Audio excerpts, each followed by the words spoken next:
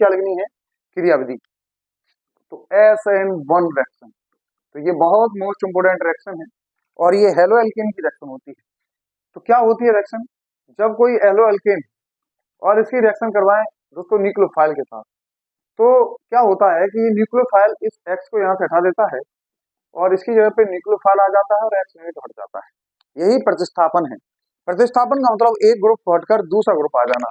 और क्योंकि नाभिक रागी प्रतिस्थापन अभिक्रिया की बात कर रहे हैं, न्यूक्लियोफिलिक सब्स्टिट्यूशन रिएक्शन की बात कर रहे हैं, तो एक नाभिक से नहीं हटेगा, उसकी जगह पे कोई दूसरा नाभिक से नहीं आ जाएगा। तो ऐसा हुआ यहाँ पे। तो ये कैसे हुआ, तो इसकी क्रियाविधि के बारे में बात कर रहे हैं कि इसकी क्रियाविधि कैसे होती है। तो SN1 का मतलब है कि ये दो स्टेप में रिएक्शन होनी है। तो RX का मतलब है कि पहले X यहाँ से स्लो स्टेप में ये निकलेगा और यहाँ पे R प्लस बनेगा प्लस X बनेगा। पहले स्टेप में कार्बोकेटायन बनता है। क्या बनता है, कार्बोकेटायन।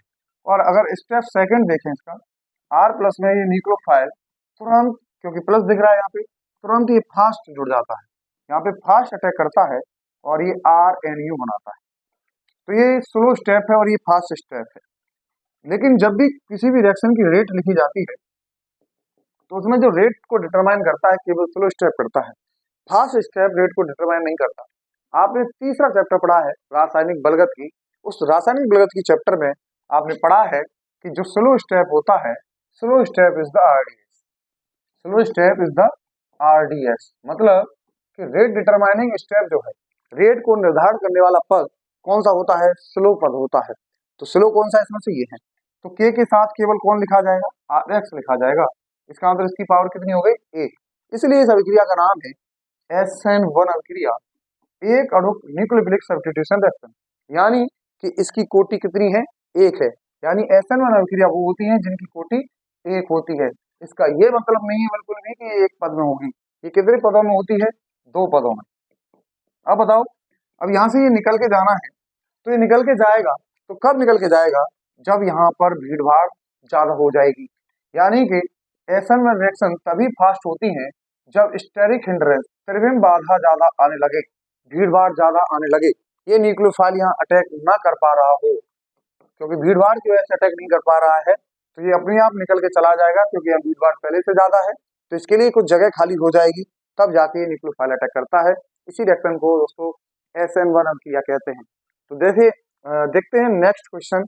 नेक्स्ट क्वेश्चन है आपका, अवाष्पशील विलेय तथा वाष्पशील विलायक बने विलयन में राउल्ट के नियम की व्याख्या कीजिए।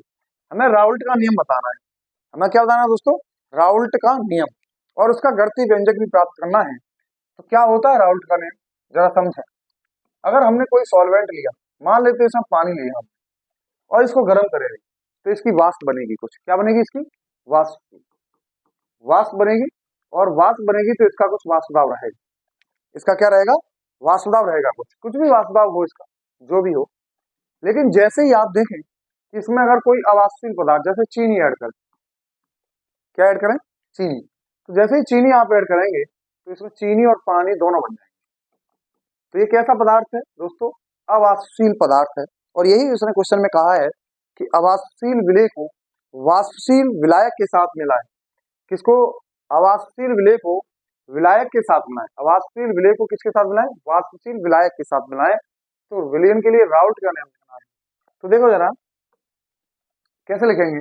तो अगर किसी भी विलायक में, अगर इसका शुद्ध विलायक का वाष्प दाब अगर P0 है, अगर शुद्ध विलायक का वाष्प दाब P0 है, अगर इसमें हमने कुछ अवाष्पशील पदार्थ मिला दिया, तो इससे क्या होगा कि इसका वाष्प दाब घट जाएगा, क्योंकि चीनी के कण इसके कणों के बीच में आ जाएंगे, तो आकर्षण बल बढ़ जाएगा। अब यहाँ पे गर्म करेंगे तो अवाष्पशील विलेय मिलाने से इसका वाष्प दाब क्या हो जाएगा, घट जाएगा। इसका वाष्प दाब क्या हो जाएगा, घट जाएगा। और घट के कितना हो जाएगा, PS। यानी कि अगर ये पहले 10 था वाष्प दाब, तो ये कुछ 8 रह जाएगा, मान लेते हैं। तो जो वाष्प दाब में कमी है, तो वाष्प दाब में कमी कैसे लिखे जाएंगे इसको, P0 माइनस PS कुछ हो जाएगी। और इस विलायक का जो, इस विलयन का जो वाष्प दाब होगा PS, वो किसके ऊपर निर्भर करेगा। अब अगर इसमें चीनी कम मिलाई, वो पानी ज्यादा हुआ, तो कौन से विलयन का वाष्प दाब ज्यादा होगा, जिसमें विलायक का मात्रा ज्यादा होगी। जैसे अगर आपसे कोई पूछे कि 20 ग्राम चीनी और 80 ग्राम जल। एक जगह क्वेश्चन है 30 ग्राम चीनी 70 ग्राम जल, तो दोनों ही विलयन 100 ग्राम है। इनमें से अगर किसी भी विलयन का वाष्प दाब चेक करना है तो किसका ज्यादा होगा, जिसमें विलायक की मात्रा ज्यादा होगी, और कह देंगे कि जिसमें विलायक का मोल प्रभाव ज्यादा होगा। और यही राउल्ट का नियम है। और इसका अनुपाती अच्छा घटाएंगे तो एक कांस्टेंट आएगा, पीएस बराबर पी नॉट इंटू इकाई ऑफ विलायक।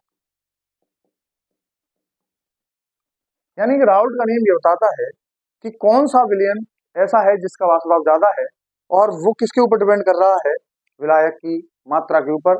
जिसमें विलायक की मात्रा, जिसमें वाष्पशील विलायक की मात्रा जितनी ज्यादा होगी उस विलयन का वाष्प दाब